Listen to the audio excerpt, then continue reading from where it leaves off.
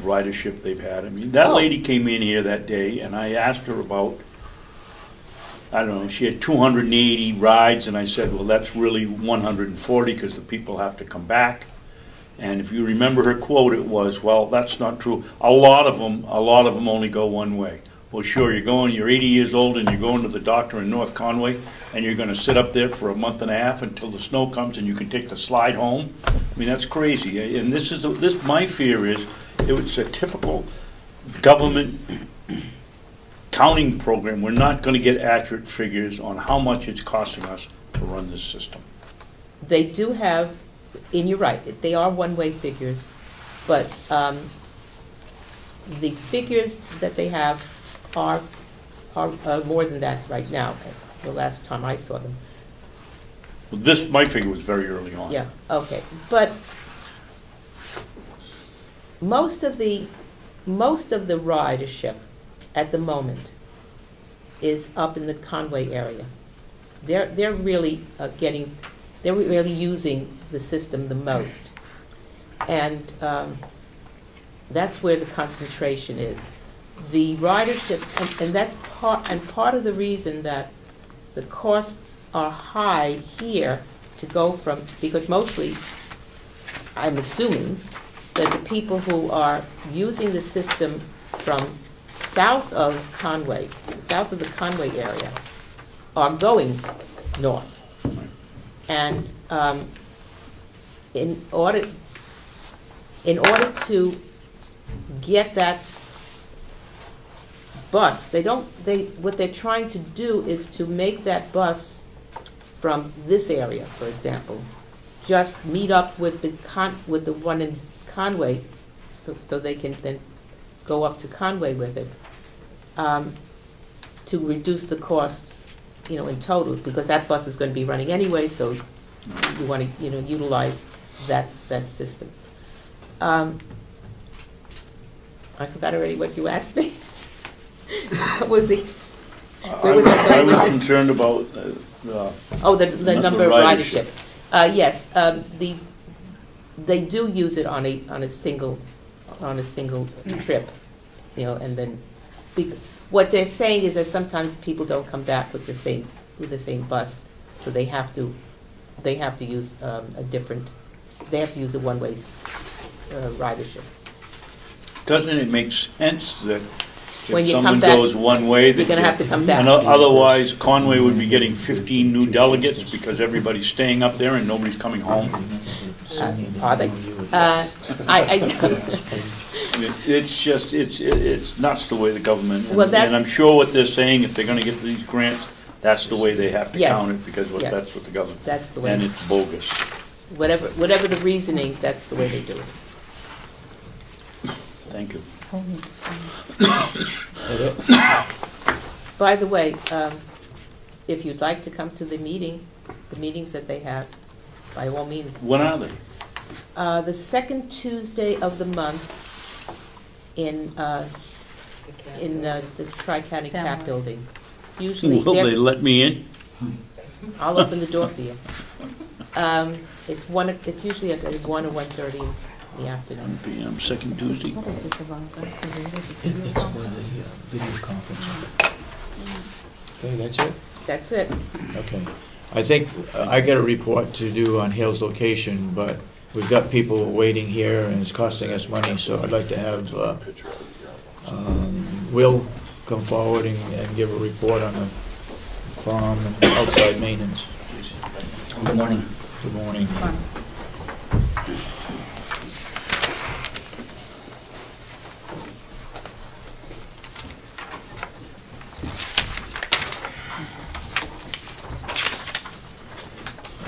Just a couple quick things to go over. We've been working on cutting wood. We're just about done filling all the customers we've had on the list for this year, and then we're going to be also working on cutting, processing wood for the campfire wood business. I put a note in there that we've got a lot of new customers this year. Outside of advertising on the county website, I haven't done any advertisement, and we've had a lot of new customers. I was looking at the list come in, and a lot of them that lately that have been calling are all referrals from other customers. So to me, that seems to indicate that they've been happy with the product they're getting. They're referring it to their friends and neighbors who are calling us for wood also. Is this dry wood or wet wood that you're gonna be selling? It's seasoned. I don't like to call, you get into a whole mucky area when you say dry and Okay. whatever, so Seasonal? I'm calling it seasoned. And I explained to the customers, it's been sitting out there for over a year in log length. The bark is falling off, but it's not cut and split, so I'm cutting it, splitting it, and then delivering it to you. So Okay. I would consider me personally, my opinion for dry, I want it cut, split, and stacked for over a year before I'm going Right. to call it dry. Okay. So I refer to it as seasoned wood. The next thing on the list is we replaced a section of roofing on the pig barn. There was a chimney in the pig barn and there's a valley, and there was major leaks going on in there for who knows how many years since I've been here. Every time it rains, we get a puddle bigger than the size of this table laying in the pig barn, which this year we've been using it for campfire wood storage, and there's a whole section we can't use the barn because of the leak. Okay. We had some money in our maintenance funds for the buildings, so I spent the money and we replaced the whole, we bought the materials. Myself and a couple of the inmates, I luckily had some that were roofers that happen to be in right now, and we were able to do the job. And they did, I'll give them credit, they did most of the work under my supervision, and they did very well. They did a very good job. It since has rained and there's not any leaks in there, so it was an undertaking, because once we got the roof off, underneath some of the trusses, because of the leaking, trusses were rotted. We had to scab in there and try to fix the trusses the best we could before we replaced the new roof. So it was a good undertaking, but it turned out very nice. All the cleanup in the garden is done. We're pretty much set on that for the winter. So we've still been, surprisingly, been mowing lawns. It's slowing down now, but that stretch of nice weather we had there a weekend or two ago really made the grass want to grow for some reason, I guess. But that's slowing down. We've been putting the equipment away for the wintertime, getting everything tucked away. We've still been still working on some of the dirt work on the pole barn. I had an employee out there working on that yesterday. We haven't given up on that. We're just trying to hit dry spots because it's a wetter area out there. The sewer department has had some, bunch of our time has been spent out there lately. There's a grinder motor. There's a grinder that's connected to a motor, and what happens is when all the sewage from all these buildings comes into what we call the grinder building, and it's first funneled through this grinder, which grinds up anything that gets thrown down through there. It grinds it up into small pieces, and there's an auger that takes that small stuff up, such as ketchup packets, paper towels, shirts, socks, whatever people decide to put down the toilets throughout the facility.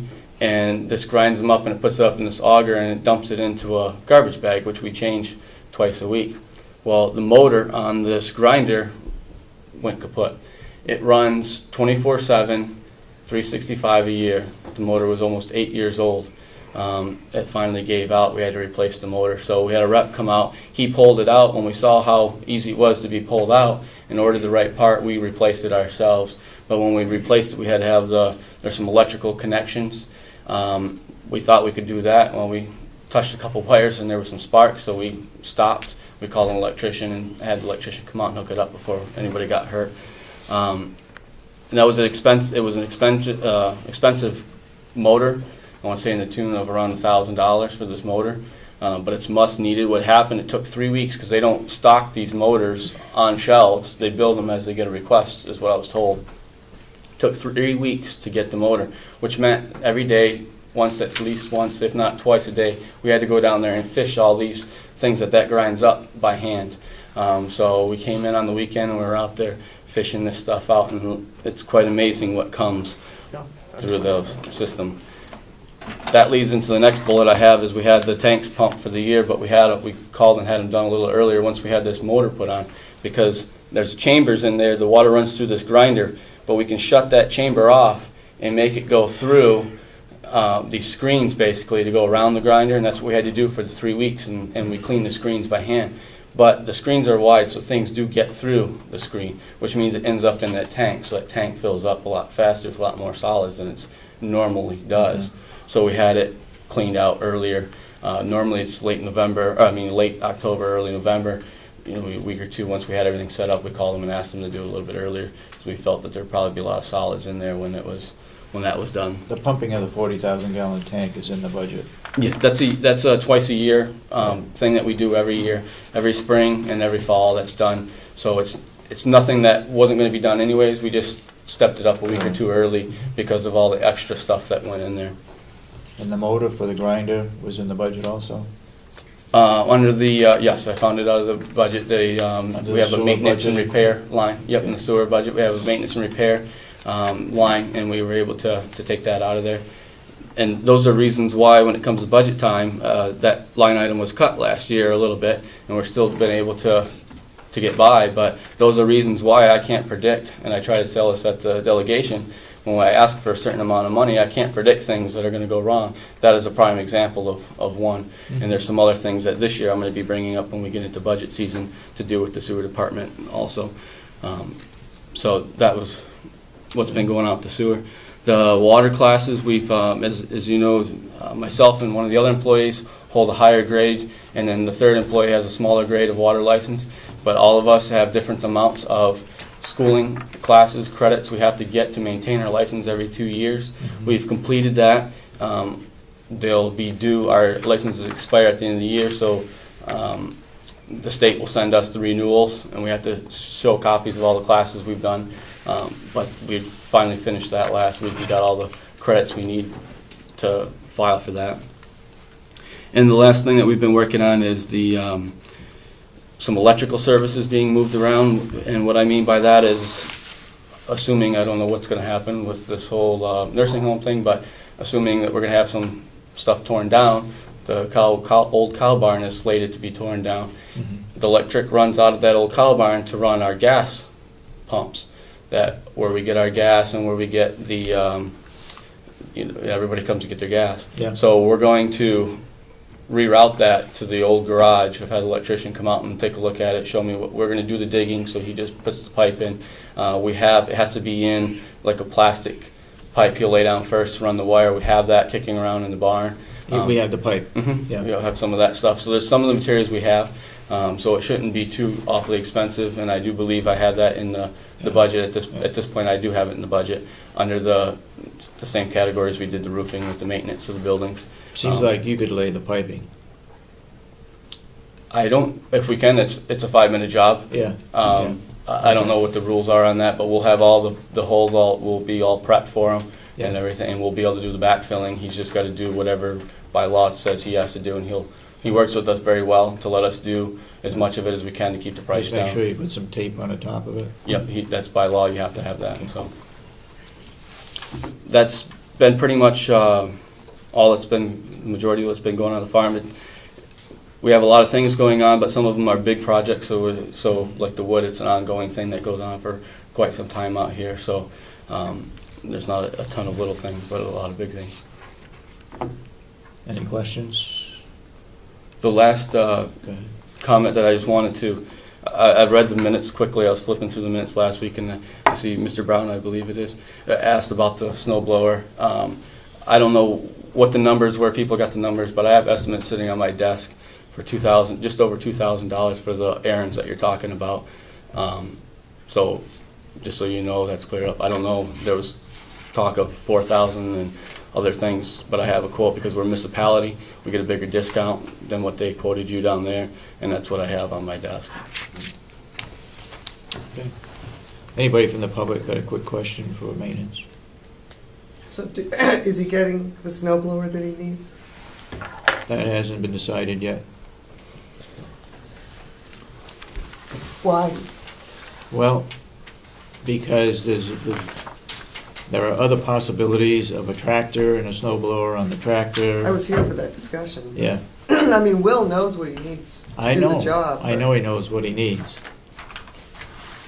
It's whether the delegation would approve what he needs. So we have to wait for the delegation to meet again? So he might be out there shoveling by hand? No. I mean, that's just ridiculous. They won't be doing that. What about the truck? You want to talk about the truck, Will? Go ahead. I wasn't quite prepared to talk about that this